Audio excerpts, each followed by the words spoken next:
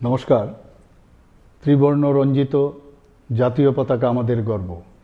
আমাদের জাতীয় পতাকা দেশের সার্বভৌমত্ব, গৌরব, রাষ্ট্রবাদী চেতনা, দেশপ্রেম আর মহান আত্মত্যাগের ঐতিহ্য।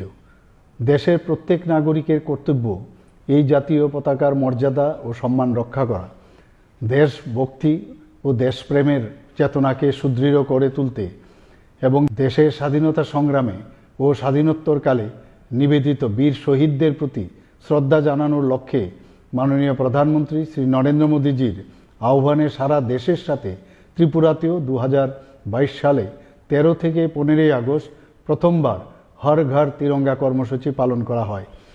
সর্বস্তরের জনগণের সক্রিয় অংশগ্রহণে এই কর্মসূচি অভূতপূর্ব সাফল্য লাভ করে। অনুরূপভাবে 2023 সালেও এই কর্মসূচি সাড়ম্বরে পালিত হয়। ত্রিবর্ণরঞ্জিত জাতীয় পতাকা আমাদের দেশাত্মবোধের পরিচায়ক ও রাষ্ট্রীয় চেতনার অনুভূতি বহন করে আসছে। রাষ্ট্রীয় চেতনার এই অনুভূতিকে রাজ্যবাসীর মধ্যে জাগ্রত করতে রাজ্যে আগামী 13 থেকে 15 আগস্ট 2024 হর ঘর তিরঙ্গা কর্মসূচি পালন করা হবে। এই কর্মসূচির অঙ্গ হিসাবে সরকারি ও বেসরকারি প্রতিষ্ঠানের পাশাপাশি রাজ্যের প্রতিটি বাড়িতে জাতীয় পতাকা উত্তোলন করা হবে। আমি হর ঘর তিরঙ্গা কর্মসূচি সফল করে তুলতে রাজ্যের প্রত্যেক জেলা, মহকুমা, আগরতলা পুর নিগম সহ অন্যান্য শহর, ব্লক, পঞ্চায়েত ও ভিলেজ এলাকায় বসবাসকারী প্রত্যেক নাগরিকের প্রতি আহ্বান জানাচ্ছি।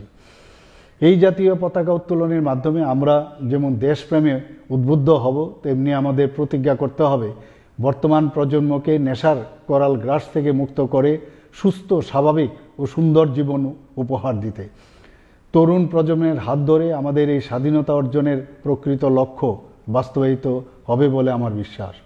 আসুন সবাই মিলে নেশামুক্ত ত্রিপুরা গড়তে আজকের এই দিনে অঙ্গীকারবদ্ধ হই।